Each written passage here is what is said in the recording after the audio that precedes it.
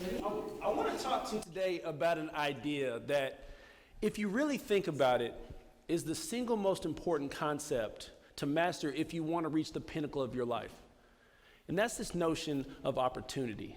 See, I grew up in a small town, Abilene, in West Texas, where growing up we had one tall building. I thought that that one skyscraper was the line in the word skyline. But even back then, I remember thinking, success can't just be limited to the rich, to the powerful, to the connected. There has to be something that they know, something that if we apply to our lives, we too can be successful. I've spent the last decade of my life researching and studying opportunity. I found two things. First and foremost, opportunity is the universal language of growth and success. It's available to us all. And number two, contrary to popular belief, opportunity is not a product of chance, of luck, of circumstance, but rather by design, by procedure. Simply put, opportunity is a science. And if we can learn this process, if we can learn how to identify, find, and execute on opportunity, then we can manifest the lives we want, both personally and professionally. You see, in chaos theory, researchers study what's known as the butterfly effect. What the butterfly effect says is a small individual isolated event here can have a larger effect down the road. It gets its name from the belief that a butterfly flapping its wings in New Mexico can set forth a chain of events that ultimately leads to a tornado or a hurricane in China. And you ask yourself, I thought you were talking about opportunity. What does that have to do with it? The reality is this. All of us lie to ourselves. We lie to ourselves daily. We mislabel our potential because of things that happened in the past. And if we want to find opportunity, we have to break free of that. Case in point, in third grade, you lost the school spelling bee because you couldn't spell the word octopus.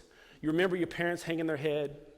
You remember the judge saying, I'm sorry, that's incorrect. You remember the fear, the anxiety you felt, and because of that, you gave up trying to win. You gave up trying to compete. In fifth grade, you asked little Natalie to the school dance. She said no. It set forth a chain reaction of things that to this day, you don't want to put yourself out of your comfort zone. You don't want to hear rejection. You don't put yourself in any position to hear the word no. If you're honest with yourself, everybody in here has things in their past that keeps you held to a level below what you're capable of. Once a year growing up, I was happy. Well, more than once a year I was happy. But once a year particularly, the circus would come to Abilene, Texas. And my dad worked his magic. We got backstage passes. I'd go and see the lions in the cages. We'd see the tigers in the cages. And I remember seeing the elephants. See, the elephants, though, were not in cages. The elephants had a small chain around their wrist and a small stake in the ground. And I remember thinking, hey, I think somebody should do something with these elephants. Why don't the elephants just walk away? Why don't the elephants just go do something? But see, how they train elephants is this. When elephants are babies, what they do is they put that same chain around their wrist, the same stake in the ground, and for weeks, the elephant tries to pull away. For weeks, the elephant realizes, I'm not strong enough. But see, elephants don't forget, and at a certain point, they quit. So though they grow, they become these massive, majestic creatures in their mind. If the chain is on me, I can't do it.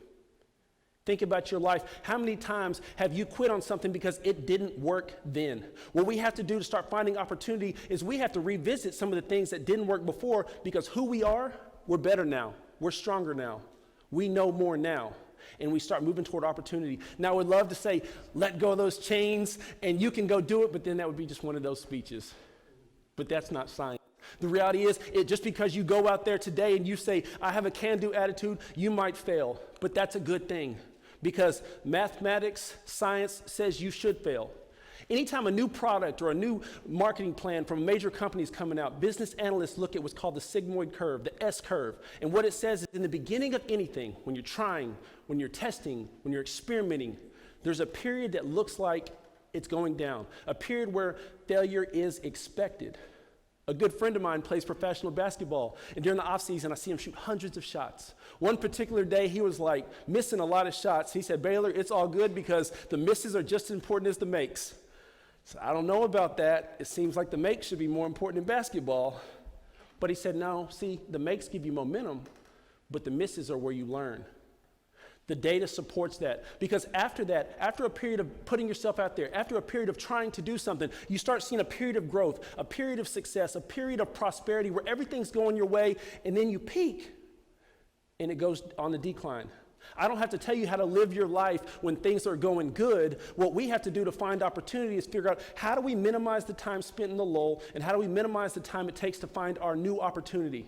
And in all of my research over the past few years, the best example of how to start doing that, I found 10,000 feet in the air in the Rocky Mountains, and that's with mountain goats. You look at this picture behind me and you think, this is not good. These mountain goats are stuck. Right? Like, this is not where we want to be. They're crazy. What if they fall? We have all of these thoughts. We have all of these thoughts because we look at mountain goats from what we know. But see, the mountain goats know something different. They know their foundation. They know what they're built on. They know that their hooves are hard on the outside so it can grip the rock. They know that the inside of the hoof is soft so it makes it non-slip. They know that with 2 inches of space, they can pull their entire body up with one hoof. So where the rest of the world says, this is danger, you're on a cliff, they say, this is safety, nothing can get me. If we want to start finding opportunity, we have to look at ourselves and say, what is it that I'm made of? What is my foundation? What is my tool set to win? We have to look at ourselves and say, hey, I call them opportunity finders, but when you start building this tool set, you no longer have to look at life and say, where's the window of opportunity? Instead, you say, I have the tools to build the opportunity window. It's a small change, a small change. It's not just about that, because some of us say, hey, I'm pretty good at something, but that's all we do. There's 2 types of people. There's those in the world that say, yeah, I'm pretty good, pat myself on the back and take a nap. And there's a different type of people. See, a friend of mine, he has a really nice Rolex watch. I really want that watch. And this is about opportunity. I'm not going to go take it from him, but all the time I see people say, hey, that's a nice watch. And they admire it and they move on. But people like me, I look at that Rolex and say, that's a nice watch. And people like you look at that and say, that's a nice watch, but how does it work? What makes it tick?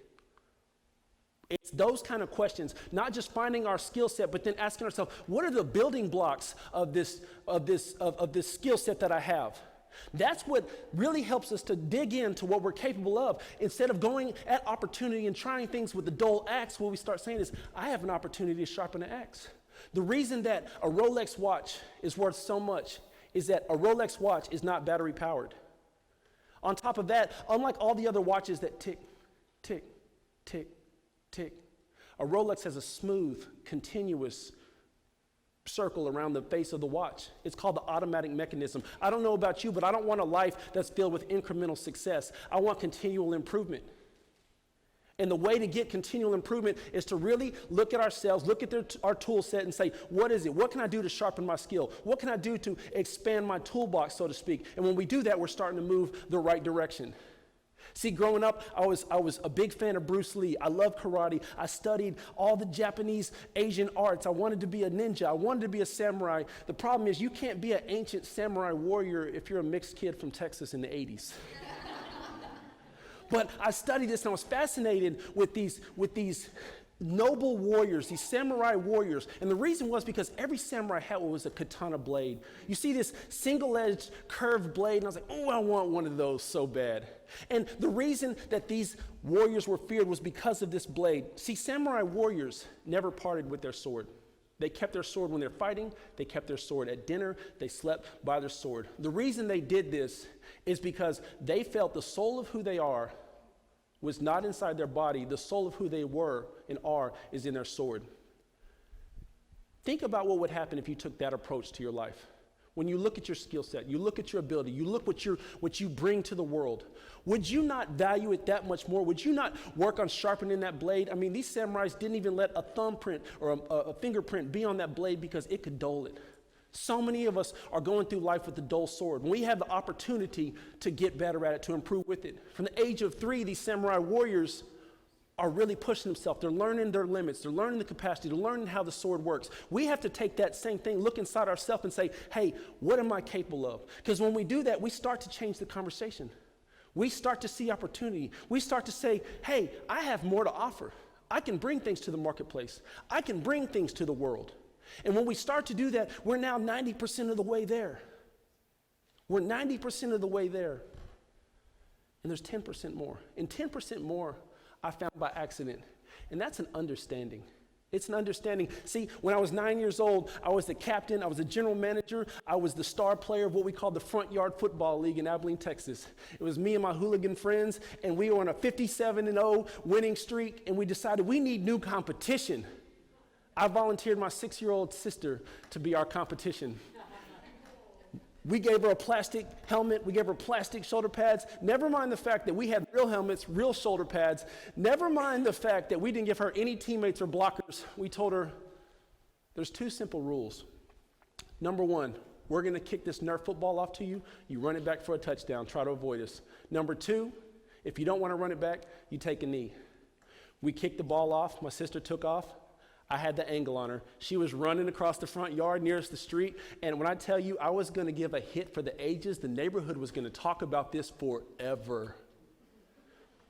But something happened as my 9-year-old body lunged into the air, ready to send my sister into an oblivion of hurt and sorrow. My sister took a knee. She took a knee, and I flew over my sister, and this David and Goliath moment astonished all my friends. See, opportunity would say, I'm stronger, I'm faster, I'm bigger, I know the game, I should win. But my sister taught me a valuable lesson that's been the cornerstone of my research over these past few years, and that's that opportunity is not always about how strong, fast, connected, good you are, how much effort. Sometimes it's just about understanding where it is. She knew it was not going to be good to try to outrun me. She also knew that she wasn't strong enough to beat me, but she realized she didn't have to. And I say that to say this, opportunity is always closer than we think it is. Sometimes it's about taking a break when the rest of the world is running. In the 1840s, every newspaper in America said, go to California, the California Gold Rush. You can get rich. You can do it. Go, go, go. Sam Brennan went out there in the late 1840s with everybody else. But see, while everybody else was rushing to the gold mines, he realized something. He had a different foundation. He said, you know what? I have the only store between San Francisco and the California gold mines. So instead of waking up every day and panting for gold, he sold picks and shovels and became the first millionaire of the California gold rush, the first millionaire in California, simply because he stopped just a step closer. See, what you start finding out at the end of the day, when you really look at what you're capable of, is opportunity is not something you have to chase. Opportunity is not something you have to find. What you start to realize is you are the opportunity. I encourage you, look at the places in your life, the things in those individual past events that have kept you stagnant, that have kept you still. You're the only one with permission to let those chains go. Look inside yourself, find those skill sets. Say, what is it about me that's different than the rest of the world? When you find that, ask yourself, what are the building blocks that I can work to improve so that I can continue to go through life with a sharp set of tools? Once you do that, understand that opportunity is closer than you think. Sometimes it's as simple as taking a knee when the rest of the world is rushing by. Thank you.